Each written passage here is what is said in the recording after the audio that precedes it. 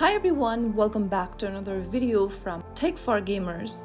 In this video, I'm gonna show you how to change username on Roblox. If you want to change your username on Roblox, first of all, open up the Roblox application on your device and make sure that you're logged in.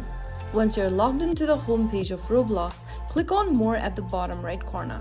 In the More menu, click on Settings.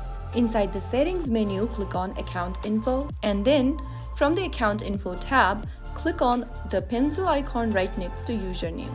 In order to change your username, you'll need to go ahead and spend 1000 Robux.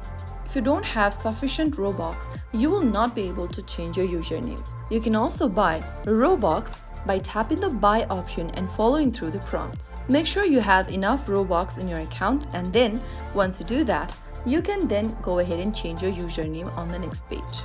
So that's how you can easily change your username on Roblox. If you found the video helpful, don't forget to like, share and subscribe to the channel. I will be back again in the next episode.